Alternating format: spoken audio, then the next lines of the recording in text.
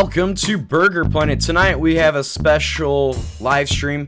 I just watched the new Todd Phillips Joker movie, and we're going to do an in-depth scene analysis and discussion of the movie. So if you haven't seen the new Joker movie that just came out today, October 3rd, then you're going to want to watch this live stream after you watch the movie. Spoiler alert.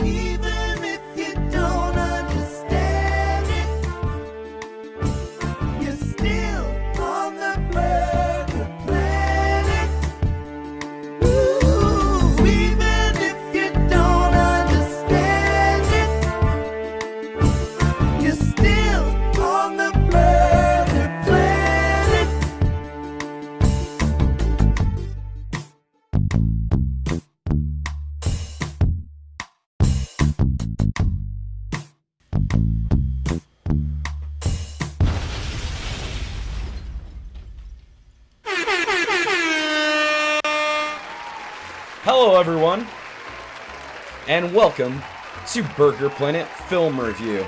Tonight, we're going to be taking an in-depth look, scene by scene, talking about the shots, talking about the lighting, talking about the color grade, talking about the acting, the writing, comparing it to other Joker movies. Tonight, we're going to be analyzing, this is my first film review, we're going to be analyzing the new Todd Phillips movie, Joker. It just came out today, October 3rd, and I have to say it was one of the best movies I've seen in the longest time. Great movie, great story, great character development. It was basically a fictional biopic of a look inside the Joker, and it was great. But spoiler alert, if you have not seen Joker yet and you don't want the complete movie ruined, turn this video off now. Watch something else. Watch this later after you've seen the movie. I don't want to ruin the movie for anyone that doesn't want the movie ruined for you. If you don't mind, or you've already seen the movie, then please proceed and let's talk about Joker. Alright, the first scene as the movie opens, we see Joaquin Phoenix putting on Joker makeup. As he's putting on the makeup, very precisely and diligently, he also is having visions of being on a talk show. Now, we're led to believe that he's getting ready for a talk show. I look over at my friend Dave, that I went and saw the movie with, who couldn't make it for this film review. He hates live streaming. And I said, it's probably a dream. It was a dream sequence. Then we see that actually he's getting ready for work, and he's actually a promotional person that tries to drum up customers for local businesses, and he holds a sign out and they have their people dressed like clowns. So he's outside holding his sign for the business, and a group of hoodlums run up on him, and they beat him up in the alley that's adjacent to the business. They break his sign. I'm not sure if they robbed him. I can't remember. Then they run off. He's laying in a heap of mess, in pain, grief, and the camera just holds for a second. Then at the very end of the scene, he has a flower on his lapel. It squirts water out. It may be implying that he pissed his pants. It's an unexpected moment that I thought was hilarious. I laughed. I was one of the only people in the theater that laughed during any of the movie. I'm not sure if people just didn't understand if they were allowed to laugh at this movie since it was more serious, or that maybe they just didn't find it funny. I thought that was a funny moment. The next scene, I made notes so I wouldn't forget. Some of this may be out of order because I made a couple notes during the movie, but I did not make notes during the whole movie. I wrote down the scene order 2 or 3 hours afterwards. So some of this may be wrong in the order. My apologies. I tried to remember the best I could and asked Dave too if he thought it sounded right, and he said it did.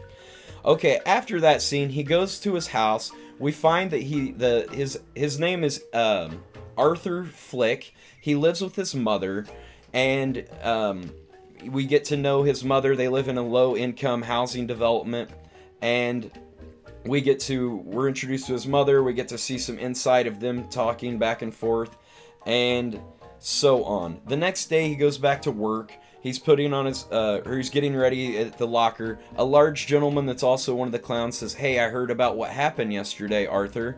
And Arthur has this, he has this tick too, that every time, this is very important in the movie, every time he gets very nervous or feels uncomfortable in a situation, he has this nervous tick where he can't control his laughter, and he starts laughing uncontrollably every time he gets upset. Remember that, because it comes in to, that will be mentioned many times within the plot of the story.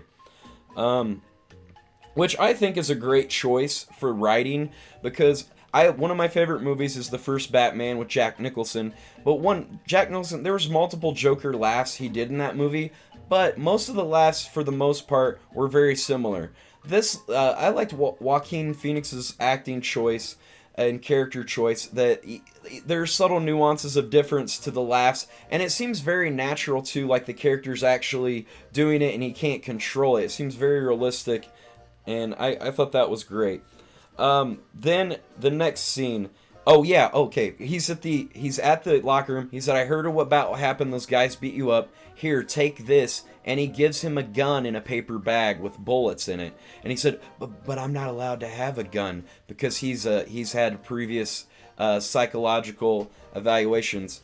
And there are some scenes in the movie where he goes to, I think, actually the scene right before that, he's going to his therapist or caseworker. He has to go there to get his medication that he needs, and she says that he's on then we're starting to learn more about his character and learn he's on 7 different medications. He said it's still not working. He's still having these urges and like feelings of, these dark feelings.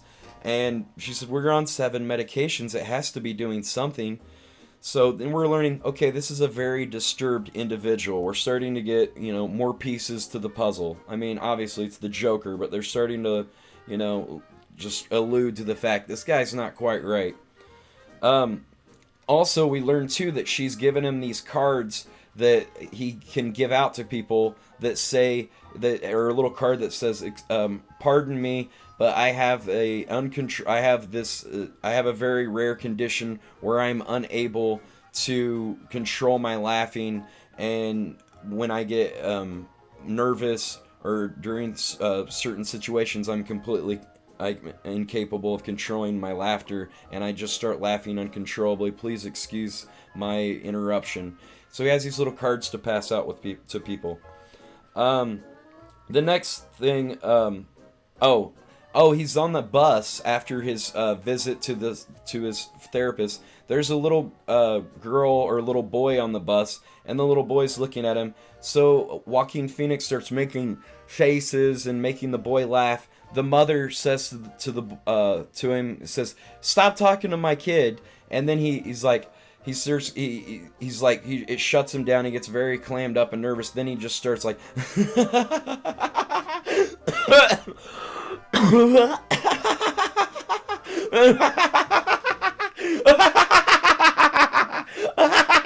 he starts laughing uncontrollably. He hands her the card to explain his situation. She's like, "Okay, whatever." Oh my gosh, And the cards are also laminated, so that tells you that he's reused this card many times, and he only has so many cards.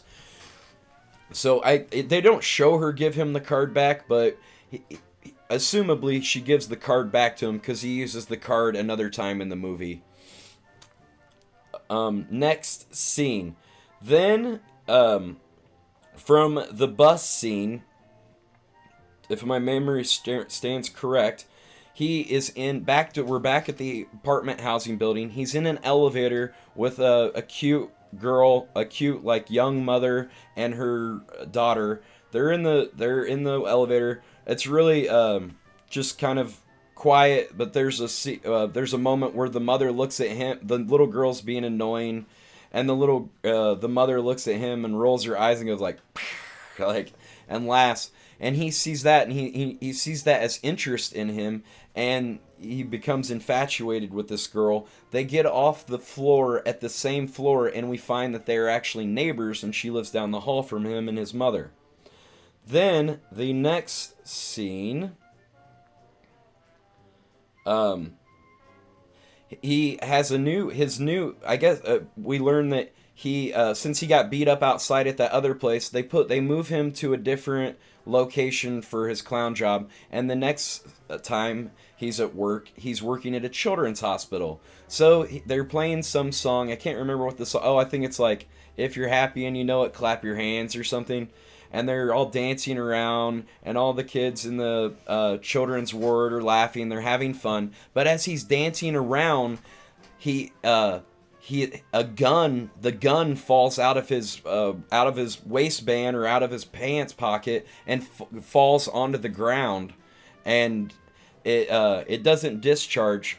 But at that point, everyone's like, "Oh my goodness, there's a gun." He's like, "Oh, it's not a big deal. It's not a big deal. It's just one of my props for my character."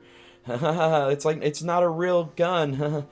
And I thought he did a great choice too, comparing Joaquin Phoenix's performance to Heath Ledger's. Heath Ledger made a character choice to give the Joker a more like, "Do you want to know how I have these scars on my lips?" And then Jack Nicholson's Joker was just his voice. Well, Joaquin Phoenix chose to use his natural voice, which I think seems more natural because it just seems less forced and less, less hokey of having an over-the-top character voice. And it's going to be hard to replicate that and like, okay, how would this character say that with this fake voice? So he chose to use his regular voice, and it does make it seem more realistic. I will say that. There is a scene, I'm not sure if this happened, I think this scene happened before, where after he gets the gun, wait, this happens right after the elevator scene, because in the elevator, it's after he just got the gun, he has it in a brown paper bag. Then he goes to his apartment, he's looking at the gun, examining the gun, accidentally discharges the gun, which scared the shit out of me, because it was a loud gunshot noise in the IMAX theater, shoots the wall in his house, then he's like trying to wipe it off. It's not going to wipe off. There's a gunshot in the wall. What was strange, his mother never mentioned where did that gunshot come from in the wall. I thought that was a missed opportunity. She could have mentioned that at some point, maybe in another scene of why is there a gunshot in the wall. But I guess she's just older and just kind of oblivious and didn't notice. Let's go to the next one. Okay, the gun. He drops the gun at the kids' hospital. We did that. Then, of course, he goes back to work. He's fired from his job. His boss is very upset that, like, why did you bring a gun to the what the heck are you doing bringing a gun to a children's hospital? And I think the guy who plays his boss is a comedian that does stand up in New York. I can't remember his name, but it sounded a lot like him, and but he might have been wearing a lot of prosthetic makeup. I'm not sure if it was or not. It might have been another guy that had a similar voice, but it did sound like this familiar comedian, which I cannot remember his name at the moment. But he's got a real voice like this. What are you doing bringing a gun over here to a children's hospital? What do you think you're doing? That's the way the guy's voice is, similar, sort of like that. Okay, so he's fired from his job. He's very upset. He takes the subway home. They filmed a lot of this movie in New York. They might have filmed some in Chicago and some in LA too. There is one scene where he's outside too with holding the sign, and it says New Art Theater. But I'm almost curious if that was the Newark Theater, maybe in New Jersey or something, and they just changed the K to a T. But I'm not really sure about that. I should Google that, but maybe I will at the end of this, because I don't want to get off track too much on the plot while we're going through that, and then we'll have an open discussion of more things at the end of the scene synopsis and plot breakdown. So then he's on the bus, or I mean he's on the subway. We see these three young college guys, basically just like kind of spoiled rich boy bullies, and they're throwing french fries at this woman for no reason on the train, and she's very uncomfortable. Also, obviously she doesn't want to be having people throw things at her on the train, and they're just laughing, and they're extremely drunk. Then of course this makes Joker very uncomfortable, or as at this point he's Arthur Flick, so this makes Arthur very uncomfortable, and he starts laughing uncontrollably. Then the girl sees this as an opportunity to leave, so she moves to the next train car. Then the guys divert their attention to the guy laughing, and two guys come over and talk to him, and they seem all buddy and like they're gonna be nice to him. Then all of a sudden they start picking on him, and one of them grabs the guy from behind, and then the other guy's trying to punch him. They beat up Arthur again. They're kicking him on the ground, beat him up within an inch of his life. Then he takes his gun, shoots one of the guys right in the chest, then the other guy in the head, or maybe vice versa. And then it's very graphic too. It shows that it's VFX, but the VFX are very good. It looks very realistic, which is very haunting, and it looks like it's, looks very real. And shoots both these guys dead. At this point, it's self-defense, so as the viewer, we're still on his side. We still have empathy for this character, which the movie does a wonderful job of making the viewer and the audience be on the side of this quote-unquote villain. But in this movie, he's our protagonist, which I thought was great. So then he shoots the other guy, but only hits him in the leg. So the guy's limping away, and he goes to the other train car. Then there's a scene where he's trying to get out of the train. They're looking at each other outside of the train car. They stick their head out the subway door when it stops at the next stop. Then they're kind of doing a little cat and mouse thing, back and forth. Then at the last minute, the guy gets off the train car. You're like, oh, is he going to survive? Well, Arthur gets off the subway car too. Then the guy's trying to get away from him. Then he comes up to the guy, shoots him in the back, and then shoots him in the back of the head. Which at this point, it's not. It's no longer. He's committed a crime at this point because it's no longer self-defense. It would have been, when someone's running from you and you shoot them in the back, that's not self-defense anymore. They were trying to get away from you, and you didn't have to kill them, but you did. So then it's murder. Then the next scene, he's in a bathroom. I thought he was in the bathroom of the subway, because they used to have bathrooms in the subway station. He's looking at himself in the mirror, laughing. He's having this breakdown. He just murdered 3 people. Well, he murdered 1 person and defended himself against the other 2. He's laughing and having a breakdown. Then he goes out of the bathroom. We see that he leaves the bathroom. We see that he's in the hallway of his apartment building. And the Joker is born. There you go. And then we see he's actually in his apartment building, and they must have to share a bathroom on the floor or something. Then he goes down the hall, knocks on that hot neighbor girl's door. She answers the door. He just comes up to her. Now that he has these fucking huge huevos, goes up to her, gives her this huge kiss. She pulls him in. We assume that they hook up. And the next day, then there's a montage of them dating, and they're going out on a date. And then he goes to and does stand-up comedy for the first time at an open mic. She's at his stand-up comedy show. He does his stand-up routine. He bombs. He doesn't do very well, but he gets very nervous and starts laughing uncontrollably. So what happens is, after he doesn't get many laughs, it's very awkward. But since he's laughing uncontrollably, he tells a few jokes. I forget one of them. What one? Oh, he said, "My mom." He's like, "I live with my mother," and everyone has a chuckle.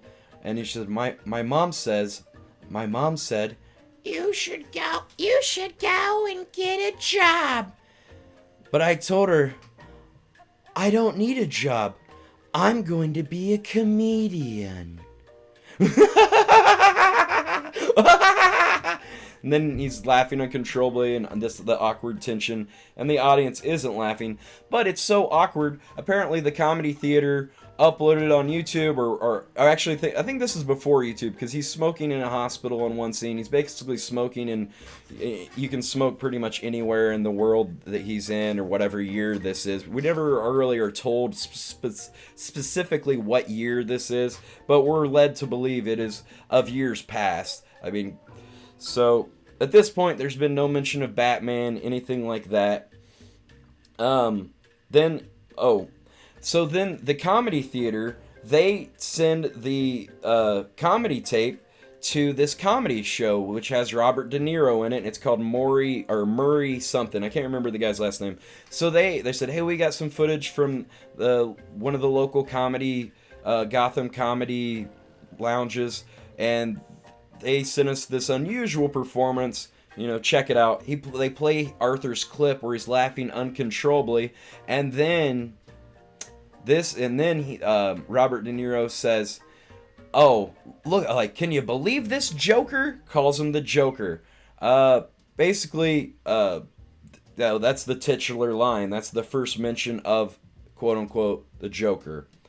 So, from that point, after that scene, there might be some, I think he might go back to his therapist at that point, where his caseworker for the whatever public assistance program he's on for his mental illness, and she's basically saying that funding has been cut. He's not going to be able to get his medication. He's not going to be able to get his counseling, which I think this was a little kind of underlying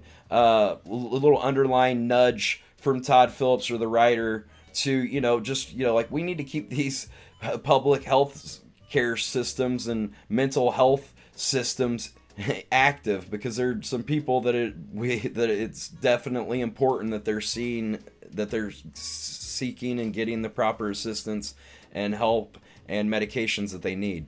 So I thought that was a nice little point that the movie made. So then he's lost his assistance, he's lost his medication. So here we're like, shit's about to hit the fan. He's going to be running out of his medication, his 7 medications he's on at some point. So it's like little foreshadowing of things to come. Then the next scene, he's smoking out. He's at the hospital and he's smoking outside, and the cops come outside and question him about the murder that happened a few nights before on the subway, because it was a clown. He was a clown. They say that they questioned some people at his past job, and they said that he had brought a gun to a children's hospital, which, obviously raised suspicions. He's a clown. And also, they say a clown committed the murder, but the news said that the clown was wearing a mask. So that was kind of an out for him, because he was actually wearing makeup, but he had this wig, a bald cap that had a green clown wig around the sides with a curly neon green hair during the scene in the train.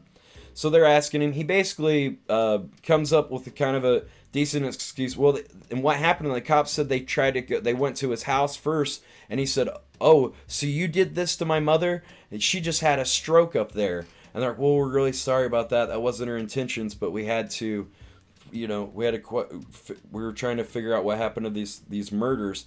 And then we also find out that the guys that were murdered. Oh, we found this out on the news earlier. Oh, there's a scene earlier I left out too, where he's watching the news after that murder. I think later that night, after he washed the blood and things off his face in the in the bathroom, that he is they're watching the news and they're talking about it, and he starts laughing during the news program, and his mother looks at him kind of awkwardly like, "This isn't funny, Arthur." And he's like, "I know, I'm sorry." And that's when we are revealed that these 3 boys are actually very wealthy, spoiled brats, like trust fund kids from, and they're somehow, one or two of them are somehow related to Thomas Wayne, which is Bruce Wayne's father. So this is our first. They mention Thomas Wayne at some point because they interview him. So that's our first mention of any of the Waynes in that scene. So the cops have questioned him. He goes back home. He's very nervous. He comes home, goes to the kitchen, and takes everything else out. He takes everything. He just starts rummaging through the refrigerator, and we're like, "Oh, is he really hungry?" But he's not eating anything. He's just throwing it on the ground. Then he takes all the racks out of the refrigerator, throws them on the ground, and it's a very old refrigerator, the kind that has that latch that locks on the doors, which in the old days they would tell kids not to play in those or anything, because sometimes kids would play hide and seek in an old junkyard or something, and maybe they would hide inside a refrigerator or whatever, and people could get locked inside of these refrigerators, and they could get locked in and suffocate and die in them. Well, it's one of those types of refrigerators. Then he tries to close the door for a second. It doesn't close. Then he pulls it slammed and it latches. Then the camera holds there. It holds there a minute, and there was a noticeable thing. I noticed something of a choice of the cinematographer. Once he closed the door and latched it, the camera started shaking more. Like they were doing handheld, but it seemed like they kind of moved a little bit, like or moving slightly to give you this uneasy feeling, like they do in a movie. Like when a shot is handheld, it's usually to make the viewer more uncomfortable, or it's supposed to build tension in the scene.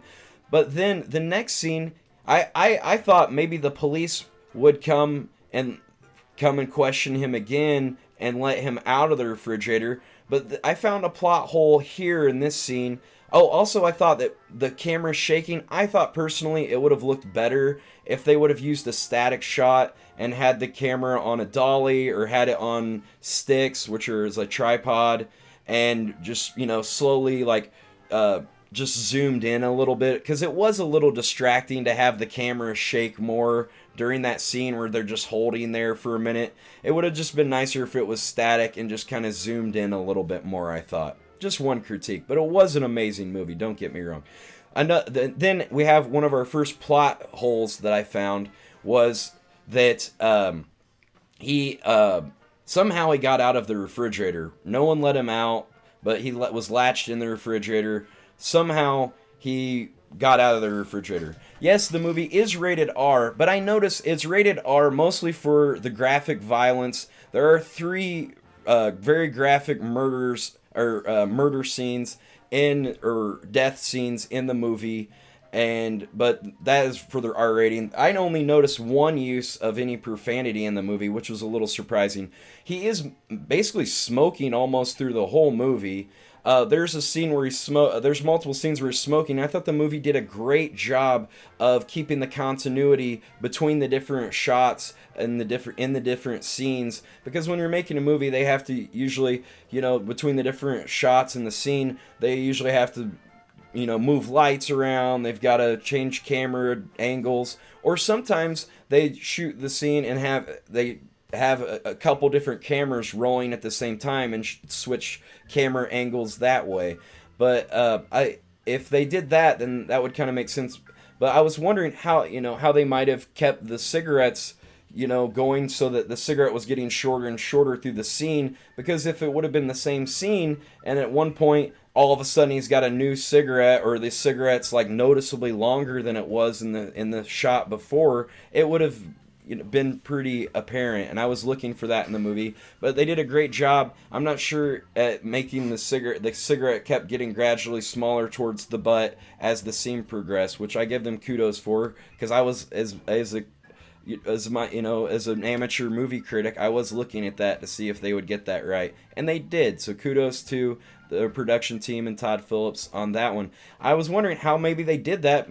Possibly they might have. I was thinking in my mind while the movie's going. When I watch movies, I'm thinking of production things, and 2 is like maybe they had like 6 different cigarettes burning. Like every minute they lit a new cigarette, so they'd have 6 different cigarettes burning in sequence, or how many ever cigarettes going. Or they might have just broke it off and lit it, at that point, so it's getting shorter and shorter, so that it would match with the continuity of the scene and not give away that they might have had to that it wasn't really in the same time frame in real life when they actually filmed it. Okay, what is our next scene? So yeah, how did he get out of the refrigerator? That's one really big plot hole that they didn't really explain, because it was the old time refrigerator that has a latch, and there's no way to get out of that refrigerator. So that I was questioning. They didn't explain that at all. Also, his mom didn't question the bullet hole in the wall. Like, I don't care if you're that, she was kind of senile and things, but I assume maybe they didn't had her not mention it, because it would have just been, they might have shot a scene where she did mention it and they had to cut that scene for time restraints, or maybe they made the decision and the choice not to mention it as a way to show that she's kind of oblivious to what's going on around her. I'm not sure. But yeah, she never noticed there's a bullet hole in her wall throughout the whole movie. Okay, now we after that, while Mom's at the hospital still, he notices a letter on the table. He picks up an envelope addressed to Thomas Wayne. He finds this to be confusing, a little mysterious. Why is there a letter addressed to Thomas Wayne? He opens up the envelope, reads the letter, and his mother is basically saying, "To whom it may concern, in case I die, I wanted to tell the truth that my Thomas, like, I'm dying. Can you please take care of our son that we have together, Arthur? He needs someone to look after him. Please look after him." So basically, it's revealed that Thomas Wayne is Arthur Flick's father, and he's never known his father his whole life. So this is a huge reveal and a huge spoiler if you haven't seen the movie. That's why this name of this video is Spoiler Alert Joker Film Analysis. This is a complete spoiler of the movie. So if you haven't seen it yet, turn it off now and watch it after you've watched the movie if you don't want the movie to be spoiled. If not, we shall proceed. Yeah, that was a really cool, I thought that was a cool twist, because that was completely different than any other adaptation of the Joker. Would be cool to see a Scarecrow, like a in-depth analysis of the Scarecrow movie. That would be cool, because that'd be at Arkham. Well, we got some of that in Batman Begins.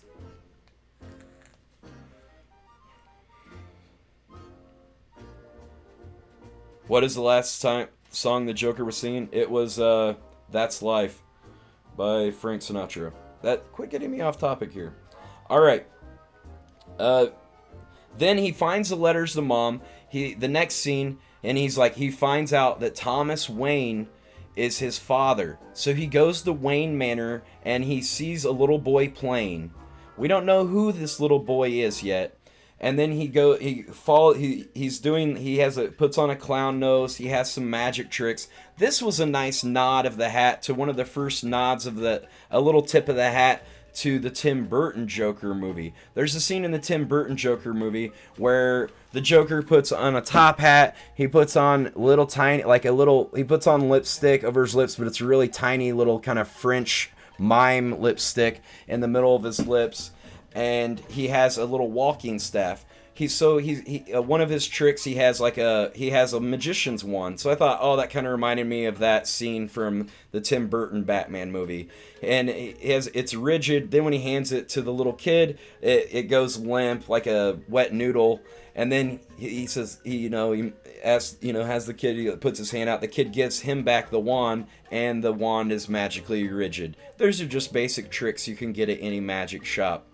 Then he turns the magic wand, it's a completely different magic wand, because that's one trick. And then another trick that he does is turns the magic wand into a bouquet of feather flowers that have a spring in them, and gives that to the little boy and lets the little boy keep them. I'm not sure if he was a security guard. They didn't really explain who this guy was.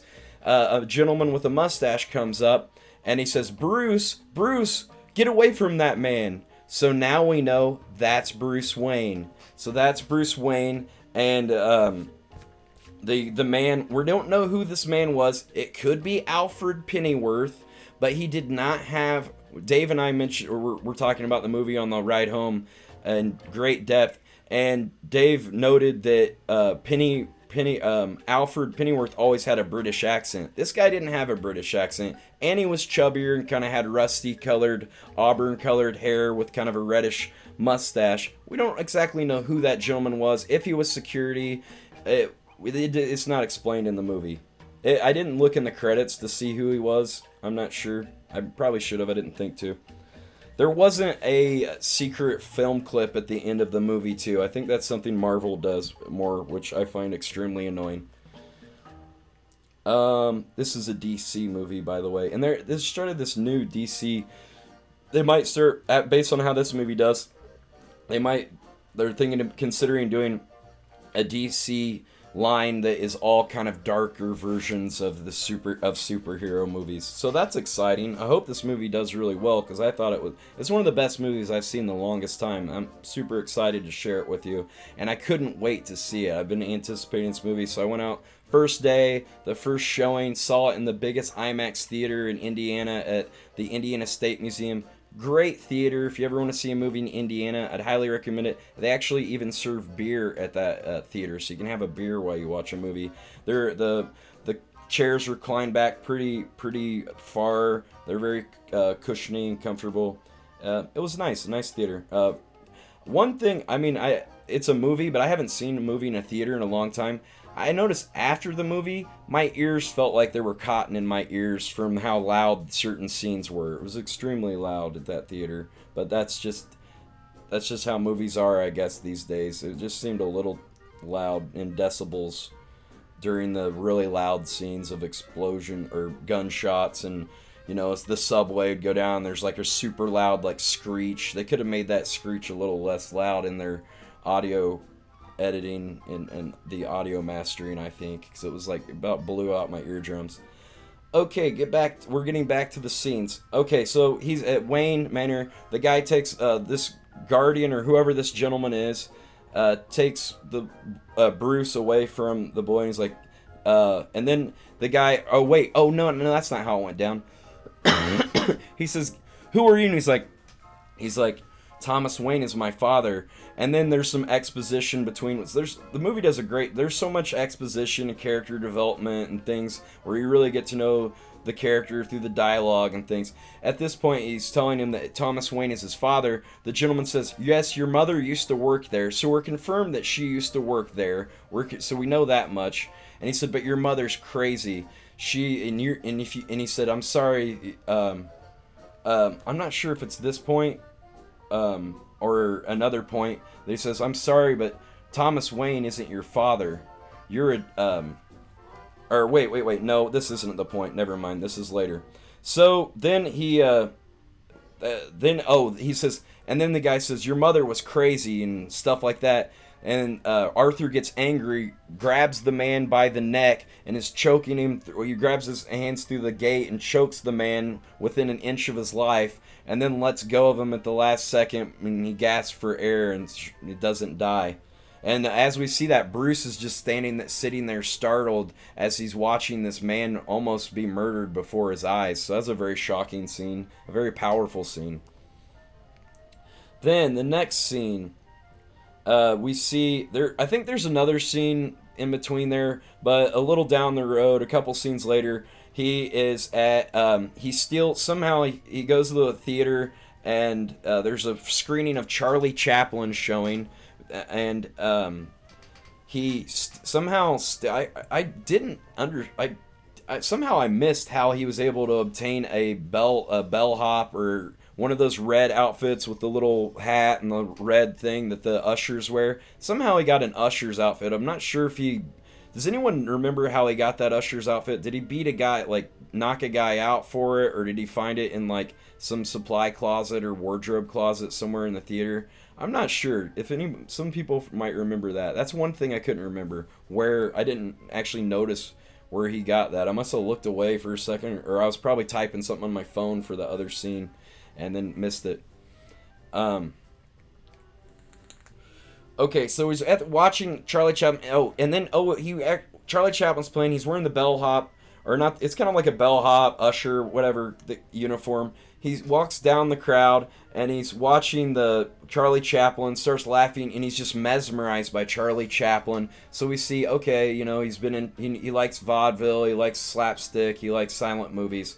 Also, there's a scene, I think maybe before or after that, whenever the scene, wait, no, this scene's later, never mind. Sorry. Okay, so then after that, he sees Thomas Wayne up in the balcony, and then he leaves and he goes into the bathroom to follow Thomas Wayne into the bathroom. There's already a guy in there. He waits for the guy to leave. Then he's just staring at Thomas Wayne while he's taking a piss in the urinal. He waits for him to get done, and he says, "Can I help you?" or something. He's like, and then he just kind of stares there. Is like, I forget what he says. And then he walks. Thomas Wayne walks over to the mirror, and he's washing his hands, which is great hygiene. Kudos for that. That's nice. You always wash your hands after you go to the bathroom. Yeah, he washed his hands. And it's all spoilers, dude. Then he basically tells him, I'm your son. And then Thomas Wayne tells him, no, you're not my son. Your mother was crazy. She had to be admitted to Arkham. She's nuts. And I'm sorry to tell you this and for you to find out this way, but you're actually adopted. I'm not your father. She adopted you while she was working for me, and I'm not your father.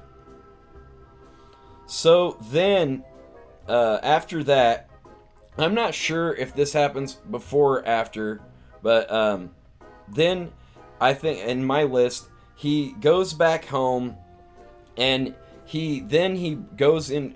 At some point he's back. I'm not sure exactly where this happens in the plot line, but he goes back to his apartment building. Then he just lets his neighbor girl didn't lock her door. Oh, there's another scene too that leads up to it. Before he takes that girl on the date and he kisses her, there's a scene where he's stalking her and following her around town and follows her to work and then leaves. And then he doesn't talk to her or anything. And then after that, later, or I think at one point she's like, were you following me? And he's like, oh, wait. Oh, so then he's inside her apartment. She's not home, or she's in the other room. Then she comes into the room, sees him in her apartment, and screams like, holy shit, it's that guy from the elevator in my apartment. Like, what are you doing here? Like, was that you that followed me the other day at work? I saw you. And he's like, yes. So, she's very nervous. Her little girl comes into the room. Then the little girl leaves the room. And then the scene kind of does a fade to black or something. We don't know what happened to that girl. We don't know if he murdered her. We don't know if he sexually assaulted her. We don't know what happened to that woman. But that's the last we see of that woman. He doesn't have any blood on his hands or anything to portray that he murdered her, physically harmed her. So we just don't know as an audience. I think that was just a choice made to gives people something to like question and something to talk about. What happened to that girl? We don't know what happened to her. So in the comments of this video, type what you think happened to the girl. One thing now, we have the obvious, like, either he did nothing to her, went back to his apartment, possibly sexually assaulted her, or murdered her, or both, God knows. But I thought maybe something that would be interesting, because as a writer, you're always, you always want to push yourself to go, like, not to the first idea, but to go, maybe not the second idea, but maybe the third idea. But I was thinking maybe a possible plot story of possibly what happened, I'm saying it might be interesting. What if he, also we find out at one point too, that the reason that, we haven't found this out yet. But I was thinking, I'll touch back on this after this next scene. Okay, let me pause that and talk on that in a minute about what I think might have happened to her. Or what I don't think it did happen to her, but I was thinking this could be an interesting place the plot could go or something, or for a sequel or something like that. Okay, so, then after that, he goes to Arkham Asylum. We see the exterior shot of Arkham Asylum. He goes in, he asks the clerk at the window for the records for his mother. The clerk says he can't give him the records without the proper forms and everything, or he could lose his job. Arthur gets mad, I don't know if he starts laughing then, but he gets mad and he says, well, my mother's dead. And he's like, I'm sorry, she just died. I'm trying to get her records. There's no way I could get her. And then the guy won't give him the records, so he just puts his hand in through there. It has like this little cage thing with like a little thing you can put your hand under and he just puts his arm in there, grabs the papers. There's this little bit of a power struggle, and he finally grabs it out of the guy's hands and just starts jetting down the hallway and runs away with his mom's records and her medical records from Arkham. Goes down the hall and runs down the stair. Jesus. Damn it. Thank you, Joker. Thank you. Oh my goodness. Man, you scared the crap out of me. Okay. That was a lot louder in my headphones than it is for you guys. Okay. So, back to the story. Okay, so he's at Arkham. He's at Arkham. He gets the records. He's reading through her records. He sees that in her records, it confirms what Thomas Wayne says. There we see the adoption papers. We see also that Arthur. There's at some point we learn that Arthur has this laughing. I think this might be the point. Oh yeah, there's a scene where. Oh, this is when he's reading the papers, it does some cut scenes where it's like plays out what's happening on the papers or what the backstory is. So apparently, she's all beaten up and abused, and he said that your boyfriend had your son locked to a radiator, and he abused him and hit him in the head. He had so much head trauma from getting hit in the head with a pipe or some kind of blunt object that's the reason that Arthur has this nervous tic where he laughs uncontrollably now, and that's the reason that he has these mental issues, and it's affected his brain. A lot of people that have have a lot of head trauma and stuff, your judgment and things in your brain and your morality can sometimes be affected by that. So that's why he has these problems. Then, okay, this is kind of interesting, but it's like, did Thomas Wayne, was he the boyfriend that hit him on the head? Is he the reason that Arthur is the way he is? The movie doesn't say. But then he's very upset. He goes home. He's like looking in the mirror. He sees a picture with his mother on it. He turns the picture, wait. No, actually, this is after. So then he goes back to the hospital. He's talking to his mother. She's like sitting there in sleep. He feels very betrayed. He says, "My whole life's been a joke." And he grabs a pillow and he smothers his mother to death.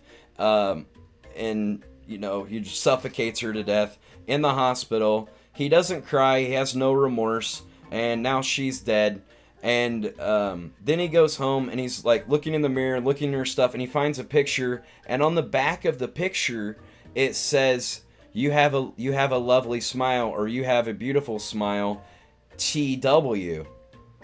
Thomas Wayne, obviously, is what we're drawn to conclude. But my thoughts were, possibly the TW could stand for someone else. Is there anyone else in the Batman universe that TW could apply to? I couldn't think of any, but if you can, type it in the chat or type it in the comments if you're watching this video later on the YouTube VOD. But I'm not sure. So my thoughts are, so he thinks his mom's lying, but my thoughts are, maybe his mom was telling the truth. Maybe Thomas Wayne is Arthur's father. Then Thomas Wayne's a millionaire, and they don't say how old he is, but he has a wealthy estate. He's a multi-millionaire, possibly billionaire. He was a billionaire in the Christian Bale ones. I think maybe a millionaire in the Batman ones. But there weren't as many billionaires in those days. It wasn't such a skewed distribution of wealth like there is today. But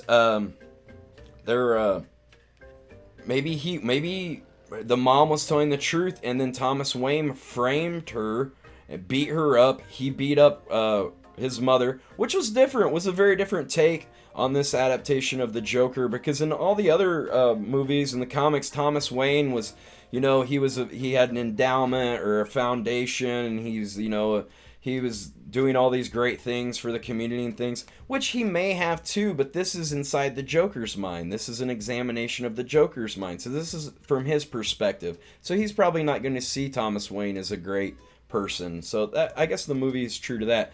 But we don't really know if Thomas Wayne was his father or not. But my thoughts are, I think it would be more interesting if he actually was really his father, obviously, and that he tried to frame and make that lady look crazy as a way of covering up the illegitimate birth of that boy, of Arthur, and maybe he's the one that abused Arthur. Or it could be someone else, and maybe she really is crazy. We don't know. What do you think? Put it in the comments, and put it in the chat now, or type it in the comments later if you're watching this on the VOD later down the road.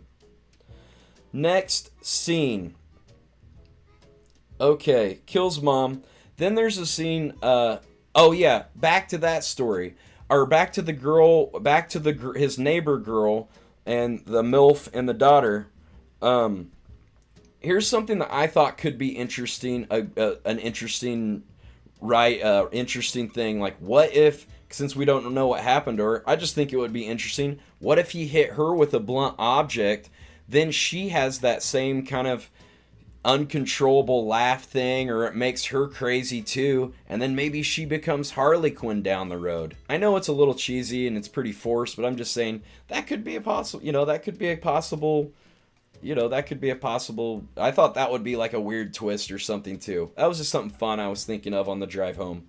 That's not a part of the movie or anything like that, and it's not gonna be. I just thought that could be an interesting speculation as to what happened to that girl and her daughter in that apartment, because we don't really know, besides the obvious, like, him not doing anything or him doing something completely terrible to them. Back to the scenes. Then we see a scene where he's back at the apartment, and the really large man that gave him the gun. Oh, there's another scene too where the guy at the when he's getting fired. This is important. I forgot to mention it. When his boss, it's hard to remember a whole 2-hour movie and everything in it, but I'm trying my best for memory. But there's a scene where his boss, also I saw it multiple hours ago. I wanted to do this right after the movie, but my mom wanted to watch NYPD, or was she watch NCIS? So she had to watch that and then Bless This Mess. So that's why I'm getting on this late, and I've forgotten a little bit of stuff. But we find out that the guy that gave him the gun, when he's getting fired, way back when he got fired, the guy said, I got it from so and so, and he's like, really? That's funny, because he's like, really? That's funny, because he said that he said you even tried to buy. Oh yeah, the boss said, so and so said you tried to buy a 38 snub nose from him the other day, and he's like, no, that's not true. And then as he leaves, as he's getting fired, I forget, he yells at everyone, he sold me the gun, and all this stuff, and everyone's like, oh shit. So that comes back to this scene. Well, the guy that sold him the gun comes back, and he's really nervous because he said, the cops have been coming to question me about what happened, and what did you tell them? And he seems kind of nervous. But right before Arthur answered the door, he's looking in the mirror and looking at himself. He put clown makeup on too for no reason, but yet he doesn't have the clown job anymore. So that's something they bring over a bottle of whiskey, and they're actually just trying to find out what. They're like, hey, we're worried about you. We heard about your mom dying. We brought over, I'm your pal and all this stuff. Like, yeah, we need to make sure we're on the same page about the story we tell the cops, etc., etc. And right before he came, he grabbed a pair of shears or scissors and put them in his back pocket. Then all of a sudden, as he's talking to the guy, I'm not sure, he asked him, like, why you got the makeup on? He's like, oh, I was just celebrating. He's like, I was just celebrating, which is an interesting thing to say about someone celebrating when your mom just died. Is that the right choice of words? No, this is a very unusual person, obviously. And, he's not right in the head. Then he takes the scissors out, stabs the guy, I think in the eye. It's very gruesome. It looks very realistic. I'm not sure. What they probably did is had him hold like the handle of the scissors, then they probably matched it up, or something else. Then it's VFX, obviously. They're not going to stab something in someone's eye or whatever. But it looked very realistic. Tons of blood squirting everywhere. Then he stabs the guy. The guy falls in and stabs him in the back again with the scissors. Then there's a little dwarf there too that was the guy carrying the whiskey. He's also in the same scene, and he's like, he's shitting his pants. And Arthur says, you can go,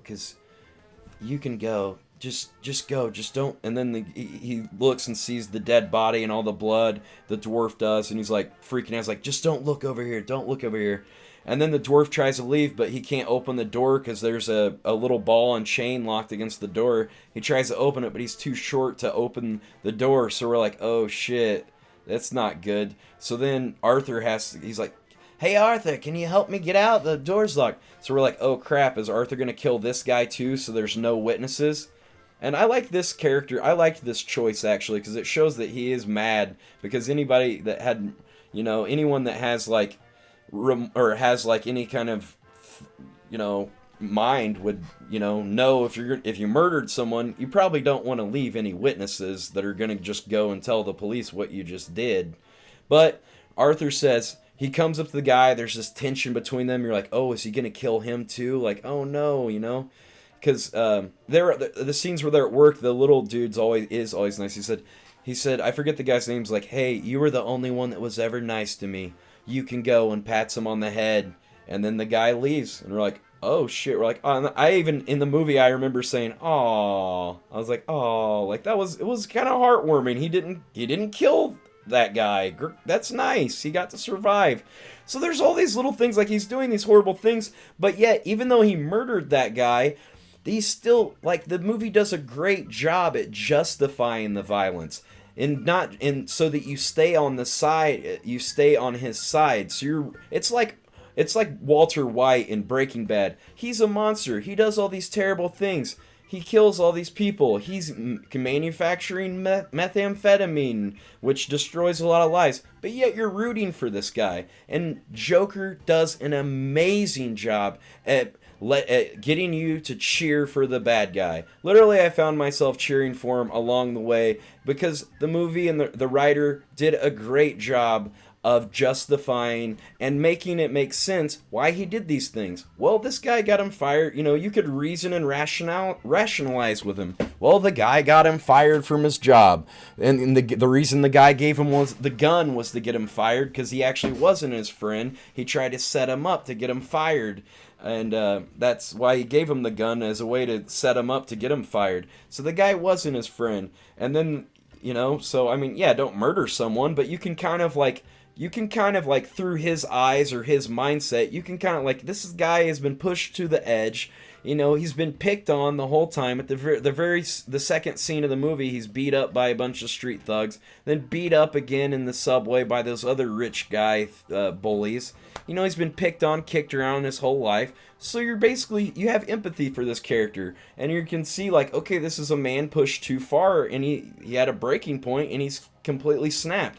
And also, remember, he's running out of his medication, his 7 different medications. It doesn't say what he's taking, but 7 different medications for mental illness or mental wellness, I guess is probably a more politically correct term. So now he's committed, his second act of, the first time it was malice, and I mean, technically it was murder because he shot the guy in the back. The first 2 guys, it was saying, now he's murdered his mother, he's murdered this guy with scissors, he let the dwarf go, which was good, and then at this point too, he's contacted by the movies, or he's contacted by the TV show Murphy, whatever it's called, Murphy, Late Night with Murphy, or Late Night with Murray, or Murray something, the Murray Show. It's the show with Robert Downey Jr. They contact him about his video clip, and they said they call him and they say, oh, your video, it did so well, people love it, we'd love to have you as a guest on the Murray Show, which he already had this like delusion or daydream of being on the show. And I think that's a neat thing too, of a little tip of the hat to the secret of, like, if you envision things and if you like project and can like really dream yourself doing these things, and and just put that into the universe, that like sometimes this stuff happens. It will happen for you. You just gotta like work in the right direction, or sometimes it just, some kind of universal something, it happens. So they want him to be a guest on the show, which is great because like he's always wanted to be on the show. He's wanted to be an entertainer, and he wants to be a comedian and do stand-up comedy. So, oh wait. Also too, when it jumped back to the other scene with that lady, it's revealed then when he's like breaks into the neighbor girl's apartment that he actually didn't go on a date with that girl. We don't know if he definitely stalked the girl, but he didn't go on a date with her. He didn't kiss her before. That's why she's so scared, because none of that other stuff happened. That was all a daydream or delusion or psychosis or whatever you want to call it, a manic episode. So he actually never met her. So we do know that he actually, or I don't know, like this movie, there's so many, like he has so many there's a couple different scenes with daydreams, so it makes one question that what if it did really happen or it didn't. Well, we can assume that he did the stand-up comedy scene because it was on the Murray show, and then he's going to be on the Murray thing. But that girl wasn't actually there at the stand-up comedy show. Okay, there's that thing. Now, back to it. So, he's going to be on the Murray show. He's very excited, obviously. He's nervous. He's watching the Murray show, trying to work. I thought this was a nice little scene, a little kind of a heartwarming scene, because it's a little tip of the hat back to the Charlie Chaplin thing. He's watching, he's really nervous, and he's starting to watch how people walk into the Murray show, and he's like rewinding the VHS tape, playing it again, rewind it to see how people walk, how one of his favorite actors walks out.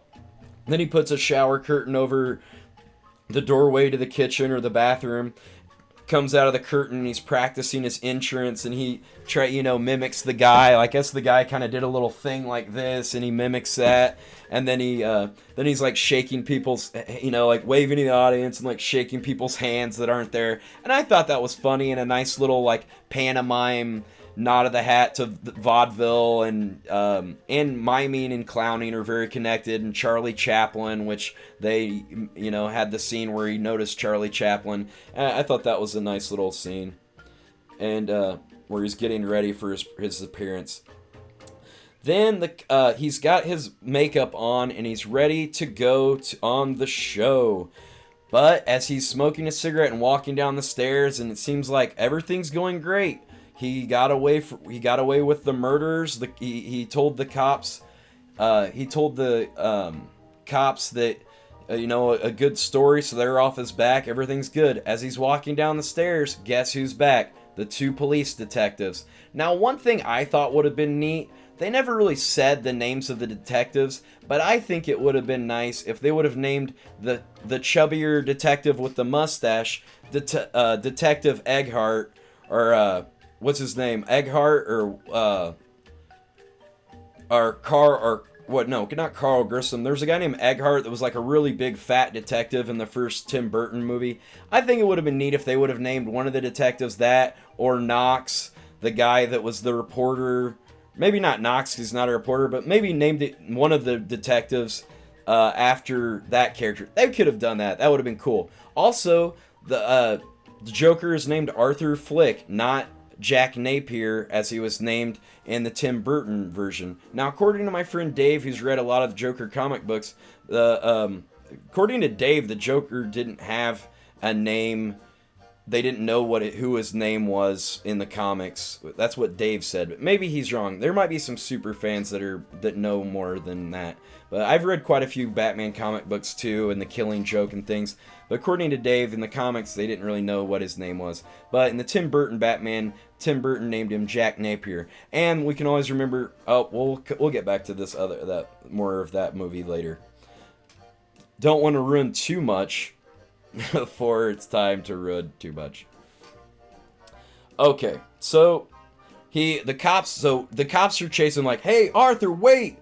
And then he sees the cops, he gets startled, and he makes a run for it. So then there's this chase scene. The cops are chasing after him. They go into a subway car, and then I guess there's this huge protest, and because he killed, they put a picture of they put a picture of Arthur, or they made these plastic masks and stuff, because all the people of Gotham, like the people that are like poor and stuff, they think it's great that he killed that. Like, yeah, someone killed these rich spoiled brat punks. Like, that's amazing. So these people are all going to this protest. And they're all wearing clown paint, which is perfect for him because he can perfectly disappear in the crowd. He grabs the mask off one of the people, puts that mask over his face, which has the clown paint, so he can blend in with the people on the train better. And then the people on the train see this is the police. Then they all they swarm the police and beat the heck out of the police. And and then Arthur. I don't know if they killed the cops or they were just beat up. I forget. I think the movie says later, like, hey, those cops got killed or they got beat up. I can't remember exactly. But then Arthur escapes, and then he goes back and he's going to his big show at the Murray show. So then we see him getting ready for the Murray show. He's getting his makeup ready or looking at himself in the mirror. Murray comes in and says, "What's up with the makeup? Is that part of the protest?" And he's like, No, I just wanted to." He's like, "If you could tonight, instead of calling me Arthur, can you call me, well, the other night when you played my video, I noticed can you call me the Joker like you did the other night when you played my video?" And he's like, "Yeah, Joker. All right, kid. Like, Joker. Yeah, kid. I could call you Joker. Okay." So he calls him Joker, which is the official titular line. Call me, because he's calling himself the Joker. Like, now he's going by the Joker. Before, Murray had called him, like, "Look at this Joker." Then at the end, now he says, "Can you call me Joker?" So this is the titular line of the movie, which means the titular line is like whenever someone says whatever the name of the movie is. Like, in the movie, "Welcome to Jurassic Park." That's the titular line. Well, this is the titular line of Joker. So this is the first time he references to himself as the Joker. We see that he's already the Joker, becoming the Joker more mentally, more and more as things progress.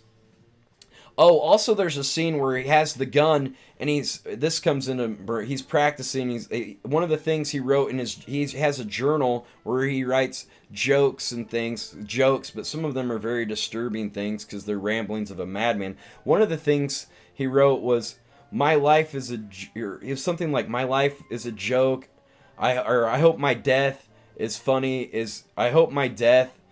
as funny as my life, because my life is a joke," or something like that. And then he acts like he's shooting himself in the under his chin with the handgun. So he's practicing this like you're led to believe, like, oh, is he gonna go on national TV and kill himself, and like that's like his last joke and last haha. And so now he's going onto the show. He does his big entrance from behind the curtains. He does this great entrance, and he comes out and spins, and he's very charismatic and graceful, and everyone's loving it because he's just so high energy. He's wearing this face paint, and he comes out and sits down. They start talking more and more. It starts getting he reads a couple jokes, and he says one of the first joke he reads is, "Why was the mother upset?" And he's like, "I don't know." It's like, "'Cause her son was killed by a drunk driver." And then he's just like, "Ha ha ha ha," like starts laughing awkwardly, and everyone in the audience is just like, what the heck?" And then he's like, Joker, that's not the kind of comedy we do on this show." Also, when he came out too, I forgot to mention, there was some kind of doctor, which was like Dr. Ruth or something. She wasn't named Dr. Ruth, but she was basically like Dr. Ruth. He comes out, she was an old lady that's a doctor, and she comes out, and he takes her cheeks and gives her a kiss on the mouth, and the crowd rages. They love him at first. Then he tells this first joke, and he just bombs. The crowd's turning against him. He starts getting nervous. He starts laughing uncontrollably. Then we start to see, because every time he laughs uncontrollably, usually this is a premonition or foreshadowing that something bad is about to happen. Well, we've seen earlier in the movie that he's rehearsed of shooting himself in the head, but as a viewer, or a fan, if they would have changed the movie that much and he would have just killed himself on national TV, sure, that would have been shocking, but literally everyone would have walked away from this movie and been like, "That was pure garbage. We hate this movie because he never even met Batman. Obviously, Joker has to meet Batman." So, in a turn of events, instead of killing himself, Murray is getting him more and more agitated, and Arthur actually confesses his crimes, that he is the one that murdered those 3 men on the subway, and he's the guy that shot those 3 men. And then it's starting to get more and more chilling, more disturbing. The wheels are falling off the wagon. He just spills his guts. He can't stop talking. He can't stop confessing to all the stuff he's done. Then they're about to cut the feed, and for the TV broadcast, and Arthur takes the gun, now he's the Joker. Joker takes the gun, points it at Robert De Niro, shoots him in the head. We see brain matter, skull fragments just stuff just explodes out the back of his head. But I thought one interesting choice they made is like instead of him like slumping over or falling all the way back in his chair, he fell in his chair, but he's just kind of like sitting there like with his head tilted back, like, but he's still sitting in the chair. He didn't slump over. One reason that might have been one choice for that might have been to make it easier for the VFX team to do that effect in that shot, because if he would have slumped over, then they would have had to motion track the blood shot and stuff that was VFX with the head. You know, he might have turned his head a little bit too or something like that, which would have changed the angle, and it would have made it more complicated for the VFX crew. So that's probably why he didn't slump over after he shot. Also, it was much more disturbing to have him sitting here with like blood dripping out of the back of his head with his head back, and you know the whole back of his head's missing. Was pretty shocking and disturbing. The crowd screams. Everyone leaves the studio, and they are in complete horror, and you know they're losing their mind. Then he walks up to the. Oh, I think this is what Dave said. This is one of the first curse words that either one of us noticed in the movie. There's not a lot of cussing in the movie. The movie's rated R for the gratuitous graphic violence scenes. Then okay. Oh yeah, he says, "This is what you fucking get," and shoots him in the head. Or maybe after he says that, at some point he says, "This is what you fucking get," and that's like the first time where he's like, we hear him curse, and I think really the only time that there's any like foul language in the whole movie, which I was surprised because it is an R-rated film. But I think that was a good choice by the writers. I probably should have researched who actually wrote this movie. I'm sure Todd Phillips had a hand in it, and there was probably a co-writer and some assistant writers and stuff too. But I'm not sure. I don't remember. I know Todd Phillips directed it. But I thought that was an interesting choice that there's not a lot of cursing, because it made him it made him seem like less of a bad guy, a little more honest, a little more heartwarming, a little more simple-minded, and it just made him seem a little more lovable than a guy that uses cursing and stuff like that. I think that was a good choice that they made. Okay, so well, guys, I'm going to read your comments and questions after I'm done with the synopsis. We're almost done. We've got a few more scenes to go through. Okay, so he kills Murray. Then after that, we see a scene where he's arrested and he's in the back seat of a cop car. So we're like, uh-oh, is he going to jail? Is he going to Arkham? What's going to happen? Like, he's in jail, So I'm thinking, oh, this is the end of the movie. This is the last scene. He's in jail. The end. All of a sudden, while he's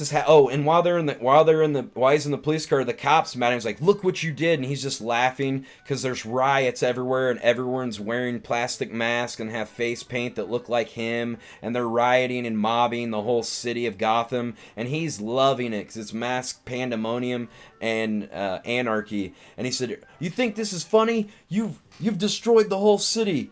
And then he's just laughing, and all of a sudden, we hear a wee woo paramedic thing. I don't know if we hear the siren, but all of a sudden, out of nowhere, this ambulance just smashes into the cop car. The cops like slumped over. It knocked him out or killed him from the crash.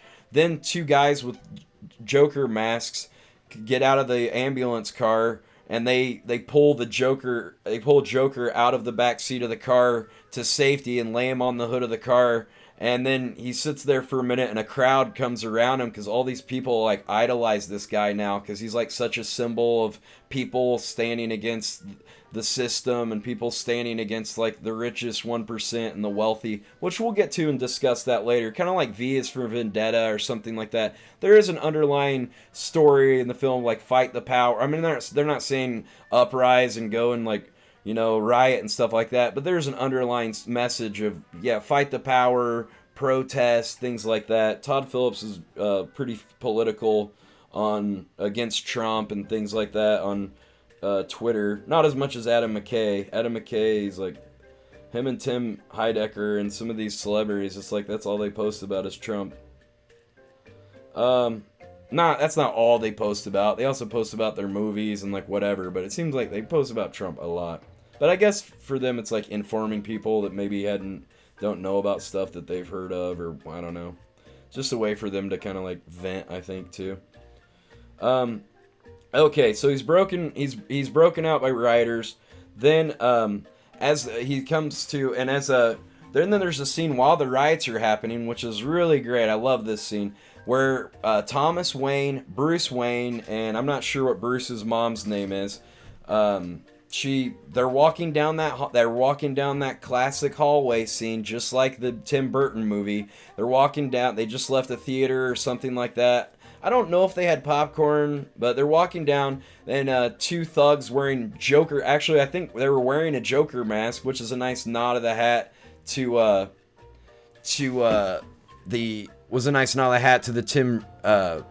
Tim Burton. Tim, if someone's spamming like that, just ban them. Watch out, or mind-blown watcher. Thanks. It's a nice tip of the hat to the Tim Burton Jack Nicholson Joker, because there's a scene where he's Jack Napier, and he's like, he robs them, and he says, "Hey kid, you ever dance with the devil by the pale moonlight?" And he's like, "Give me the..." Oh, wait, no. He's like, "Give me the pearls! Give me the pearls!" And the guy grabs the pearls, grabs them from the woman's neck, because then the dad's trying to fight to, like, save her pearls, because he'd just given her the pearl necklace, like, before the movie in the Tim Burton one. He's like, "Oh, I got you this necklace," or whatever, and she's, loves her new necklace. And then dad's trying to stop him from stealing her new necklace he just got him. I don't know why. You're a billionaire or millionaire. You could just go buy some more pearls, but whatever.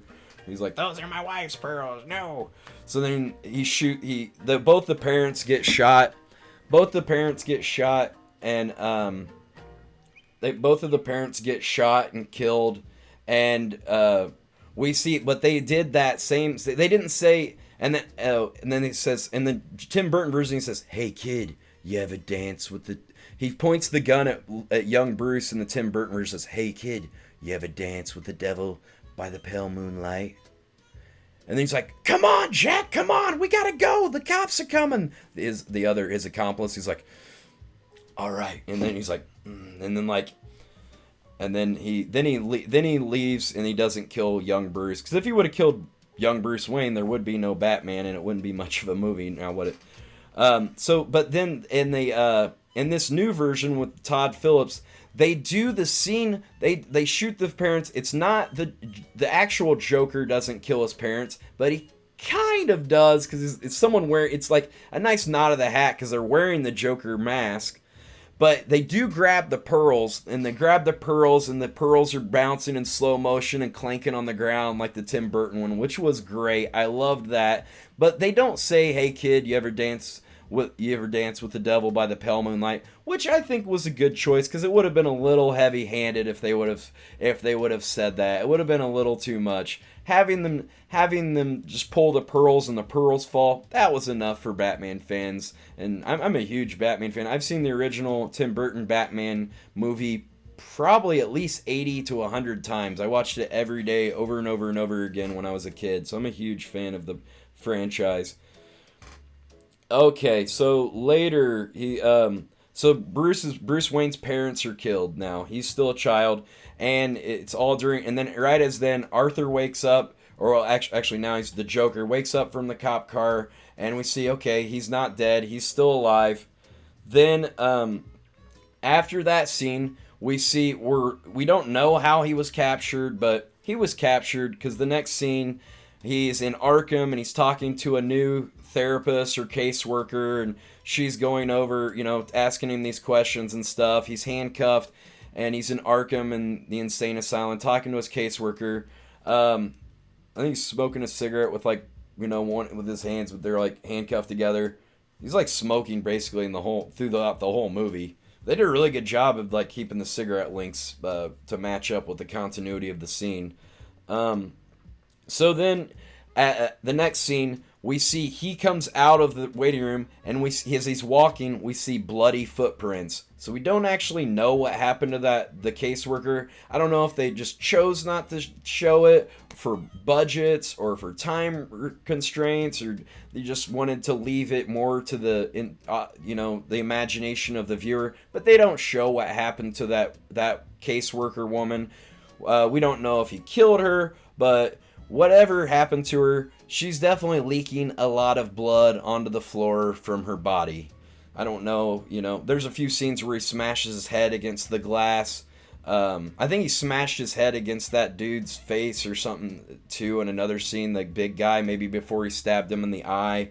He smashes his head into the wall a few times and in the mirror and a glass and stuff like that a few times in the movie. But then we see bloody footprints, and then he walks away down the hall, and then there's this kind of like orange glowing like worm light with like a white hallway, and this is a nice static shot. I wish they would have used this like static shot or on sticks. Or sticks mean like a tripod, people don't know, but filmed it on sticks or a dolly. They just kind of bring in they pull the zoom just a little bit or get a little closer to him, just slightly. They pull in slightly at the end, and then there's like a little. I wondered too. I was like, are they gonna do a Scooby-Doo thing? Because someone's like, hey, wait, from like the right side, because you can hear it in the theater that the audio is all from the right side, and then he sees them and he runs to the left. And then I'm like, are they going to do a Scooby-Doo thing? They did a Scooby-Doo thing they kind of pull in slowly, and then he runs back the other way, and then the guy comes and tries to chase him that way. And that's, I think it fades to black, and that's the end of the movie. And then they do the credits. But that was the end of the movie. What do you guys think of my synopsis? And how do you guys feel about spoiling movies? All right.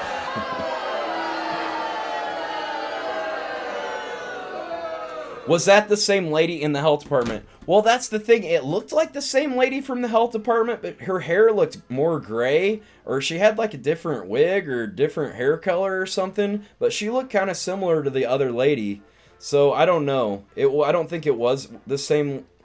I don't know if it was the same lady.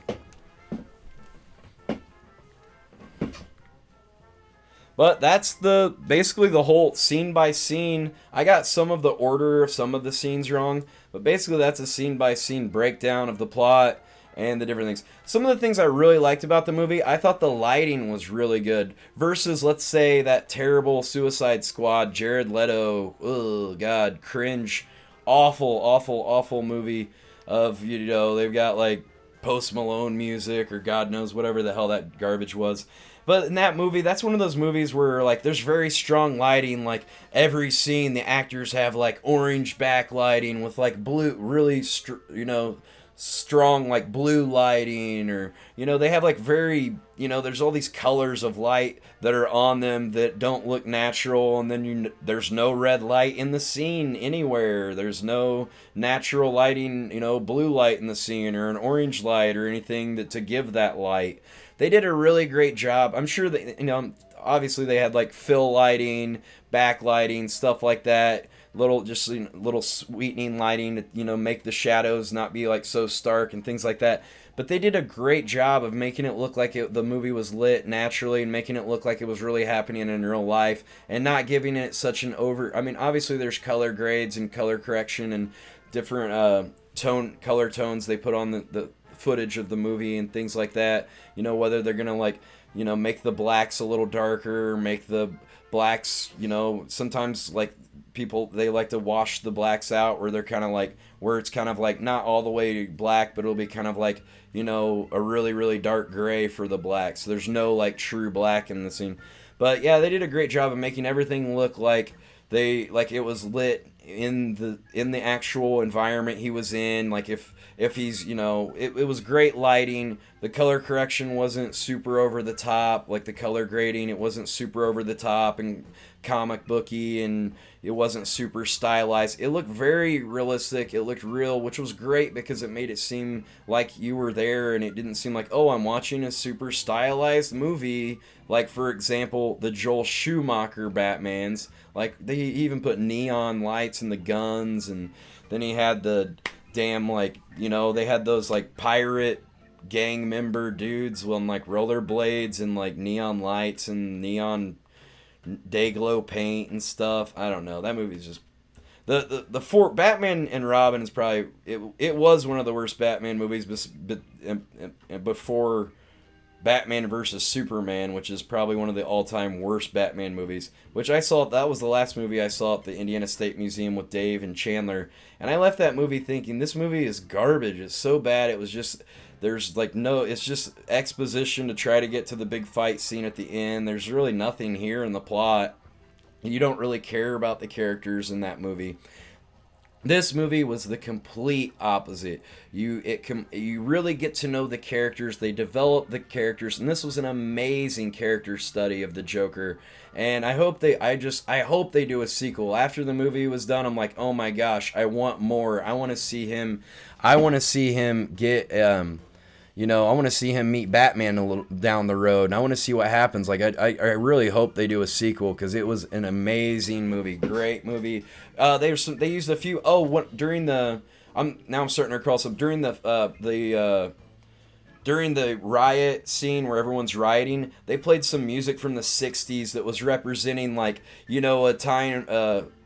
a time, like people like revolting and revolution and like, like it was like a song that they played protesting, the Vietnam War and oppression and stuff like that. So, because it was during the Vietnam War was like segregation, and there was a ton of things happening during that same time, but they played one of those songs, which I thought the movie did a great job of the songs. Like, some of the songs were popular songs. They did a great job of choosing the soundtrack for like the licensed songs. Most of the movie was all like the background music was, I didn't really notice too much background music in a lot of scenes. It was a lot of just like you were there. It didn't have a lot of background music, but sometimes there were scenes that definitely had some background music to give it a little more oomph or whatever. But the songs they choose were very fitting of every scene. It seemed like it went great with the footage they were doing. Unlike the movie Watchmen, when I watched that, I just feel like it's like they picked out the soundtrack and they're like, all right, just put these songs in different places in the movie, whether it really goes great there or not, because these are the songs we want to license for the soundtrack. That the soundtrack for Watchmen, to me as a viewer, it just seemed very tacked on and just very forced. And like I remember that scene where I think, is it Mr. Manhattan or whoever, Dr. Manhattan's having sex with that girl, and they play some really extremely cheesy song that just seemed to not go with it at all. But yeah, it was a great movie. What are some of your guys' thoughts? Yeah, we're planning on actually filming Cyber Hunter Trolls hopefully this week. What were some of your thoughts? What do you think happened? What do you think happened to the girl in the apartment? Besides the two, the three obvious things, like he killed her, he hurt her, or sexually assaulted her, or he did nothing and just let her be okay. What do you guys have any other ideas? Like I was like, oh, wouldn't it be interesting, if he like, conked her on the head and it made her crazy. And because they kind of did that in the Tim Burton Joker. They did that where the Joker gives this girl like an acid face bath, and then it like she takes off this like ceramic mask and her face is all eaten up on the side, and she was so beautiful before, and like he basically turned her evil or created her, tried to make her like basically he ruined her face like Richie the Barber did, that his girlfriend or ex-girlfriend. I'm sure Richie will see this movie. But what did you guys Cinema Assassins Planet? I guess so. I mean the title of this movie is spoiler alert Joker film analysis, so I mean I wasn't kidding. I was like going in depth about this movie. I loved this movie. I thought it was great. It's one of the best movies I've seen. I mean, besides like those couple things like, oh, they didn't mention about the bullet hole. All right, that's not that big of a deal. Okay, how'd he get out of the refrigerator? Okay, maybe they couldn't come up with it. If they could have just had a different refrigerator that they could have used that didn't have, maybe the refrigerator, maybe I didn't get a good look at it, maybe it didn't have a latch all the way, but it did look to be, because he kind of clicks it and latches it into place, it did seem to be one of those refrigerators. So I'm like, that was kind of weird. Those are like the only things I really kind of noticed that were kind of plot holes. Also, well, and then because the other ones were obviously, they made a choice to not tell you what happened, so people would discuss like, what do you think happened to her? What do you think happened to the caseworker lady at the near the end of it, at the very end?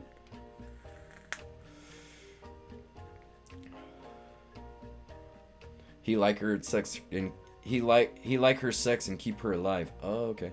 Well, maybe he had her. Yeah, maybe he just tied her up in her apartment or something. Who knows? And I don't know. Maybe tied her to the radiator like he was tied to the radiator by. It said her. They just said it was his mom's boyfriend at the time, but we're led to believe that boyfriend could have very well been Thomas Wayne. So Thomas Wayne could have in fact created the Joker by bludgeoning him with an object and chaining him to a radiator.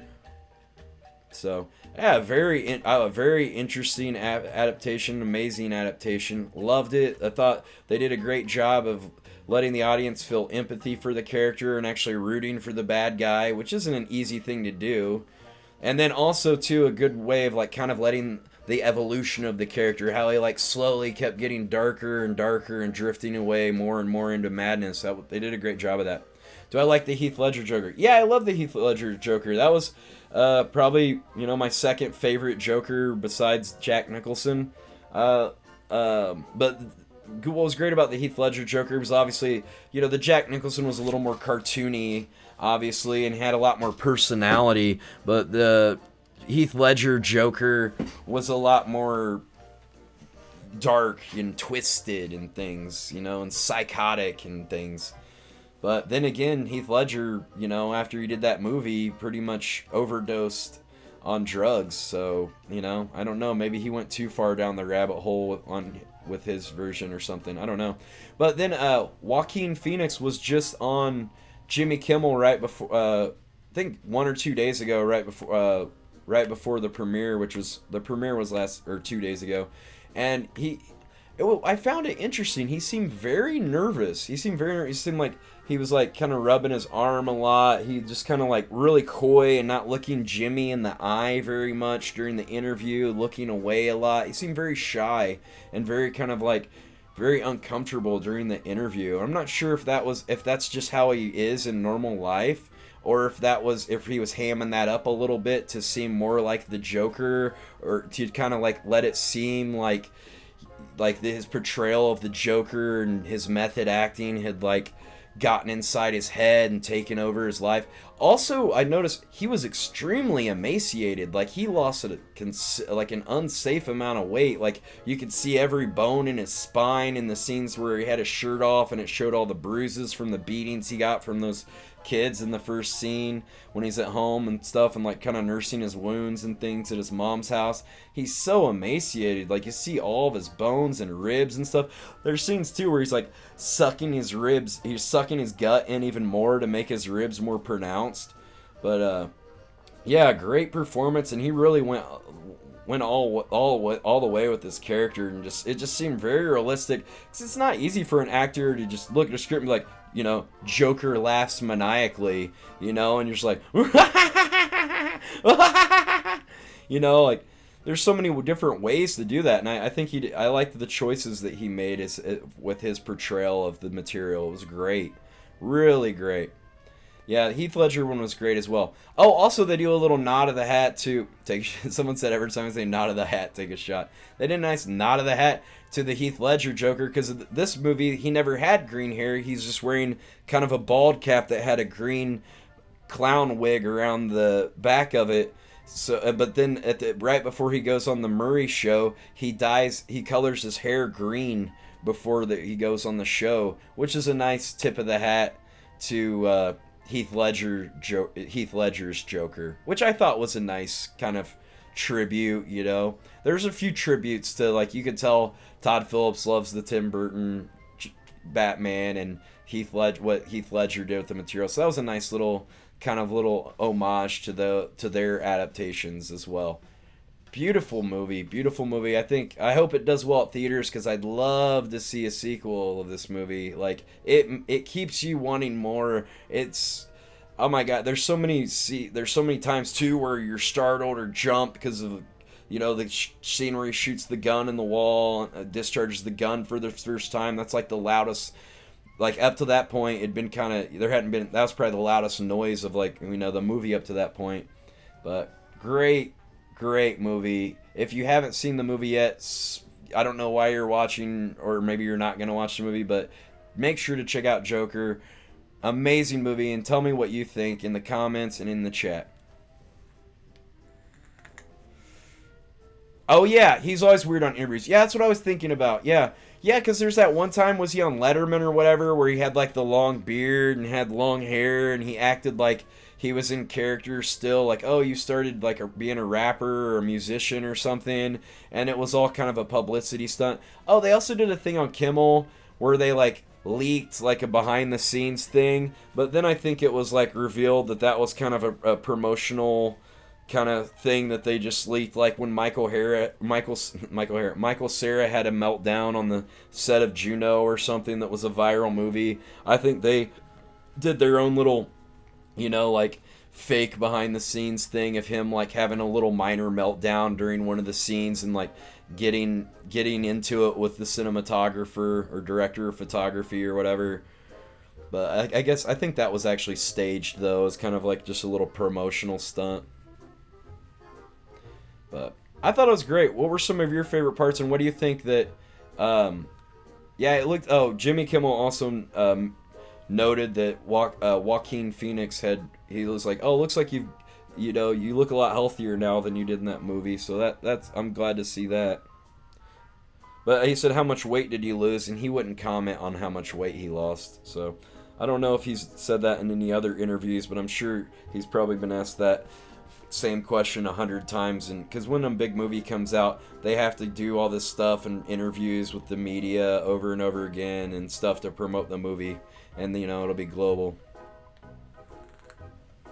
I'm glad it's not in the DC universe. Yeah, I know, it was so good. I hope they do more darker portrayals of superheroes, like ones that make sense, like a dark portrayal of Spider-Man or something. I don't know, that could be interesting, but I've never seen one. But I don't know, he's kind of more lighthearted. Spider-Man was never like, but Gotham, it's so gritty and grimy and stuff. But great movie. The sets, the way the back places they filmed at and stuff look believable for Gotham and everything, and it was great. I'm the new Rotten Tomatoes. I give it 5 out of 5 burgers. 5. That's my highest rating, guys. 5 burgers. Let's hear it for the new Joker movie. 5 out of 5 burgers. I definitely recommend it. Hopefully, if you're watching this, you've already seen the movie. But type in the comments how many burgers you would give Joker. Or if you're watching this VOD later, type in the comments afterwards how many burgers you would give the movie. I was trying to get some people to comment. Please comment on my videos. Please, I'm desperate for any interaction with my channels and videos. Please, for the love of God. And please like the videos. Please. This darn dislike squad. Every single video I do, they make sure there's at least 20 more dislikes than likes. Every day. Every time. The damn dislike squad. I know it has to do with those CX losers, but can't they just try to support people, or just don't try to, mess with the algorithm, brah? Oh well. 10 out of 10 burgers. Damn, that's a lot of burgers. Oh, 8. Oh, no, that's like 30 out of 10 burgers. Damn, 4.5, and I need a director cut for it. You'd like to see a director's cut? Yeah, I'd like to maybe. I think it could have been a little longer. Honestly, I wouldn't have mind if they added another 10 minutes worth of footage of scenes. If they had some other stuff they could have added, I wouldn't mind a director's cut. If they did a director's cut, I'd watch it again. The CG, it wasn't a visually effects heavy movie. There were some VFX. With the gunshot scenes and the murder scenes and stuff, because they actually showed him like stabbing into the knife and stuff, and into the head, and the gunshots like shooting dudes in the head and stuff. One thing that was scary, there was this kid sitting behind us that was probably like in his mid-20s, and I noticed he was like the whole time he was watching the movies like smiling at the screen and just like this the whole time, and I'm like, Oh God, this kid's. I know. I just noticed his body language and stuff. I hadn't talked to the guy, but I noticed, and I heard him kind of. I thought he was talking to me at one point at the beginning of the movie, but then I noticed he was just kind of talking to himself.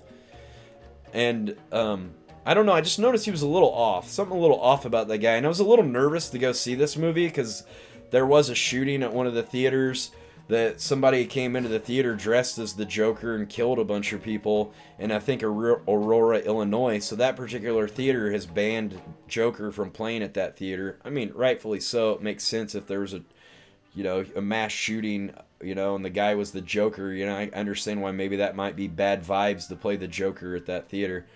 I'm not sure if any other theaters banned it. I don't see why they would. I've seen horror movies that were much more graphic and people's heads exploding and stuff. Even that one, even like RoboCop 2 or RoboCop, the one where the guy gets hit by the car and his head explodes and then he's decapitated and the skull hits the windshield, which I used in that Tales from the Brother Butterflies, but then I rotoscoped, which means you go like frame by frame and follow and track and put something over it, like frame by frame to match it up with what it's like on the footage. But I put like a butterfly on the head so it looked like butterfly. So I was like, oh, I don't know. I mean, I got the video off YouTube, but I was like, oh, that might be too like grotesque. So I rotoscoped butterfly on there. But I mean, I've seen movies, they've got scanners where like the guys are going like, and the guy's whole head explodes. Of course, that didn't look as realistic as these gunshots. It did look very realistic. It was pretty disturbing and graphic violence in those scenes. But I mean, I guess the graphic violence, it did a great job of making the viewer feel like they were actually there and witnessing it. And it was very jarring and disturbing. So, made you very uncomfortable, which rightfully so. I mean, someone's getting murdered. You should feel, uncomfortable. It was great. What did you guys think about it? From what you've told us, I'd give it a 2. Oh, whatever. You did. Whatever. Sounds a bit corny. I don't know. It was great. It was in Colorado. Oh, was it Aurora? Where? Well, I thought it was. I thought said the movie was banned in Aurora, Illinois. I don't know. Maybe I'm wrong on that. Somebody can Google it. There was heaps of controversy and stuff. Ruined it, kind of. That sucks. Yeah, I didn't really think it was. I mean, I've seen horror movies that, had more blood and more, some grosser stuff than that. It wasn't. I don't know. I mean, it didn't really. There was no sex scenes, no nudity. I mean, besides the murder scenes, that's the only reason it had an R rating. The guy with schizo that shot up the movie theater. He was also on antidepressants, which all the people who have committed mass shootings have all been on antidepressants or serotonin reuptake inhibitors, or SRIs. And mood stabilizers. Yeah, I think there's some very bad side effects that some people can have with that medication. It's very dangerous. I think they need to take this, but the pharmaceutical companies make so much money off Prozac and all this stuff, like, oh, whatever, a few people go out. Okay, so sometimes you go out and commit a few mass shootings when you're on Paxil, but you're happy the other times when you haven't murdered people. We don't see the issue. It's like, maybe they do need to do some more research with some of these medications they're putting people on.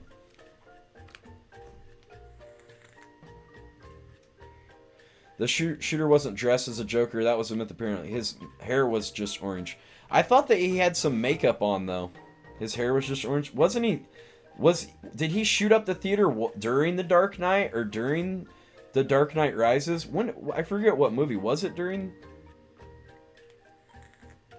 Nothing wrong with a little Prozac, Lexapro, Xanax. Well, I think Xanax is dumb. It makes you like a dumb zombie, man.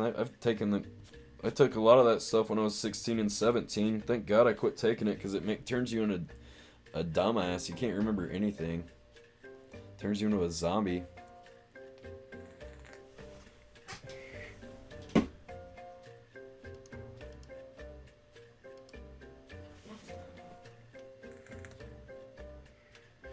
What do you guys think happened to his neighbor girl? Besides, her getting sexually assaulted, murdered, or whatever. Do you guys have any other, I don't know, as writers, what do you guys think might be an interesting twist of something that happened to her? Well, I've named it, maybe he chained her up to the radiator like he was. You know? Maybe he put makeup on her or something to look like the Joker. I don't know. We don't know. Guess we could just speculate for days about it.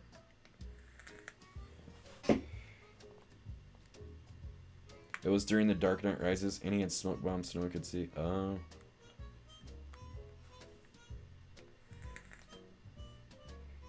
Didn't people in the theater think at first that it was like some sort of stunt for the movie or something? Then they realized that it was actual like real gunfire. What was this? Taxi Driver? No, we're talking about Joker. If you haven't seen it yet and you don't want the movie to be ruined, watch the beginning part of this video after you've seen Joker. Because we go pretty much scene by scene and talk about, yeah, it was great cinematography, great shots. The lighting department did a great job. The audio was great. I mean, I thought it was a little loud in some points, but I mean, I have like, I wear earplugs at concerts and stuff, so I protect my hearing. So my hearing's a lot more sensitive than most people's, because most people go to concerts and they're just not, they don't really have much thought or don't care about their hearing, or they don't understand how many decibels there are at a loud concert and how much damage it does to your hearing. But yeah, there were some scenes that were just so loud I left and it felt like my ears were kind of stopped up. That could have been that could have been to the volume level that the theater had the audio turned to too. I don't know what the laws and the rules are for movie theaters, if they have to like, you know, set it to a certain decibel or to a certain number or a certain setting for the audio to be the same across the board in all theaters, or if there's any, or if it can differ and vary from theater to theater. I'm not sure. But great movie, highly recommended. Make sure to check out Joker by Todd Phillips and starring Joaquin Phoenix. There were a few other moderately known actors. Mark Maron was in it. That other comedian was in it as well. I forget what his name was, but he performs it at, what's that place? Comedy Cellar. There we go. In New York. But great. Is there anything I'm forgetting, guys, or anything you guys want to add to my review in the chat?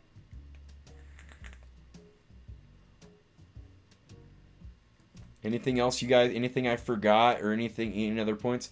I don't know. I can't think of anything at the moment. I'm kind of out, like, my brain. I've just been talking an hour and 47 minutes. I think I touched on most of the things I could think of that I wanted to talk about. Really good review. Oh, awesome. That's my first movie review. This will probably be one of the longest reviews of a movie on YouTube. Most people don't do an hour and 45 minute. Well, basically, I just went scene by scene through for the whole movie. The movie was 2 hours long. It's almost been a 2-hour review.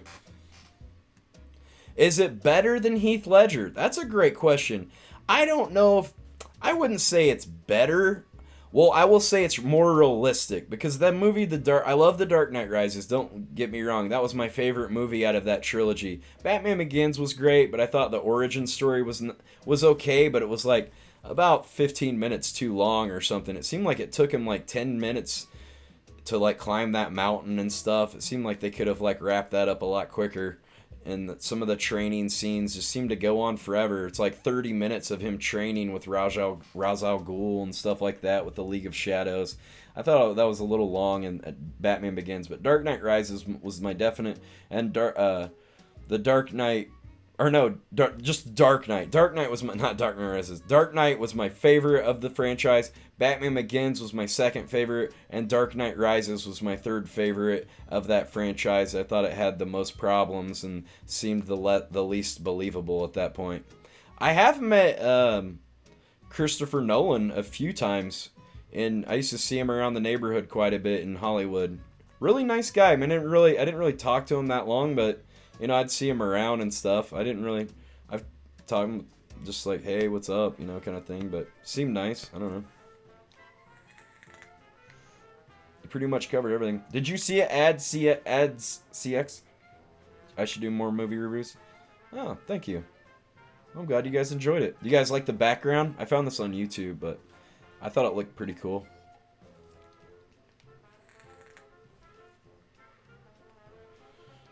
Yeah, I hope they make another movie. I hope they make another Todd Phillips Joker. What? Oh, yeah. What I liked about the Todd Phillips the Joker movie was it seemed more it seemed the most realistic in of any Joker or any Batman movie. It seemed the most like it really happened in real life and the most believable, and it had like the least amount of like corny comic book kind of things. Like I love the Tim Burton Batman, but there's a lot of like kind of little corny things and stuff he threw in, and his choice to make the Joker fall into a vat of acid. And I mean, it was an interesting choice. Like instead of him putting on makeup to be the Joker, the Jack Nicholson Joker, his face gets transformed into the Joker, and he has to put on makeup to look normal.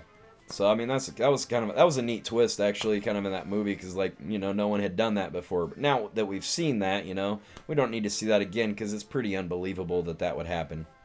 That you would fall into acid and your face would look like clown paint and turn green. You know, it's a little forced. Yeah, this is the most grounded in reality. Yeah, that was the word I was looking for, John Harvey. Thank you. What's with all the dislikes? I don't know. People always dislike all my videos. There's just a ton of people that dislike my videos. Or probably people I've banned or something that can't... Once someone gets banned and can't comment, then they have some vendetta to dislike my videos and to, like, try to, like, spam, hate, and harass me and stuff more. I don't know. Some people are just losers. Whatever. Or they might be mad because I spoiled the whole movie. Well, it's called Spoiler Alert. Joker film analysis. What do you think spoiler alert in all caps means? That means don't watch this if you don't want it to be spoiled.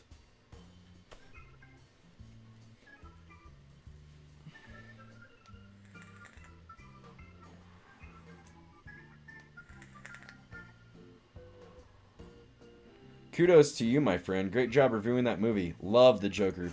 Hey guys, put a 1 in the chat if you've seen Joker now. You guys must be super fans because it just came out today. I think the actress who played his mother, who played Arthur's mother, I think she was on American Horror Story. I can't remember what her name is, but she had like a reddish colored wig or something in American Horror Story. She was one of the witches, and she also played the maid in the first season of American Horror Story. You saw it yesterday? Yeah, if you're in like, you know, if you were in like Australia or Europe or something over on the other side of the world, then you guys saw it yesterday because you're a day ahead of us. It was awesome. It was really awesome. I think I would watch it again, especially if they made a director's cut. I would definitely watch it again. Got IMAX tickets for the family tomorrow. Nice. How old's your family? Because it's not suitable for kids. Well, I guess it's not so bad. There's no nudity. I mean, if you don't have a problem with your kids seeing, like, someone get shot point blank in the head and, like, their head sort of blowing up with guts and brain matter coming out and people getting stabbed in the eye with scissors that is very graphic and realistic looking, then yeah, if you're a bad parent, yeah, take your kids. 25 and 27. Yeah, then they'll be fine. Yeah, I would not, even though you can take as a parent, you can take, I think, kids to a movie. I think kids can go to a movie that's rated R accompanied by a parental guardian, I think. Or maybe that's PG-13. Oh, no, they can see. I don't know what the rules. I think you could see an R-rated movie if you're with your parent. But yeah, I don't know. I mean, if your kid's like maybe 16 or something, you know, yeah, that'd probably be fine. But yeah, younger, I wouldn't recommend probably anybody younger than 16 watching it. I'm taking my 5-year-old nephew. He's not a pussy. He's seen plenty of violence. Oh, great. Been letting him watch Faces of Death to get ready. Oh, Lord. Burger, how can you judge being a bad parent? You left your kid to live in a van. I don't have a kid. I have a niece and nephew. Haven't you seen the video called Setting the Record Straight, where I go over all the things that people don't like about me and debunk all of them and explain how that rumor started and explain what actually happened? Check out that video. I'm not going to explain it. Burger, how can you... Oh, yeah, okay. I already read that. You know what? And if you're just coming over here to be rude, I can make it real easy for you. You're timed out, bud. All right. The violence are way worse than... Those violence are way worse than nudity. Don't bring kids. Well, I don't know. I mean, I guess that depends on what your values are and morals as a parent. Let me make it easy for you, bud. Let me make it real easy for you, bud. You're banned. Temporarily for 300 seconds. Don't be an asshole next time you come back. Or I'll just have to ban you for reals. I like that video when you wrecked Richie. He was such a clown. Well, I mean, he's literally a clown. Yeah, it really upset me that he, like, convinced and manipulated his girlfriend to get that face tattoo. That was complete bullshit. She's gonna have to live and look like a freak like him now for the rest of her life.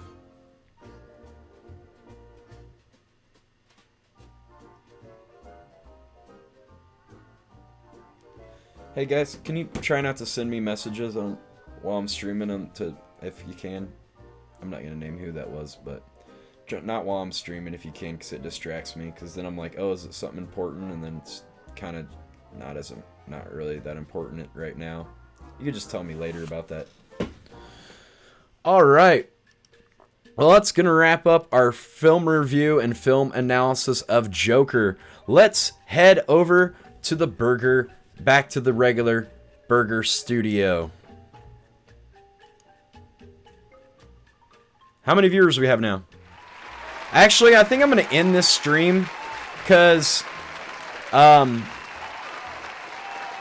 new people probably don't want to watch this stream now because it's titled Spoiler Alert Joker film thing. So let's end the stream, start a new stream. I'm going to take a 10-minute break, come back in 10 minutes. I'll be back at about 1:05 a.m. Eastern time. Come back, we're going to start a new stream. That's not a spoiler movie stream. But I thought it'd be fun to do an in-depth analysis of the movie, and go scene by scene about what I thought worked and what I thought didn't and things like that. So I hope you guys enjoyed it, and we'll be back in about 10 minutes. If you go, you gotta go with a smile. Let's put a smile on that face. We'll see you next time. Bye.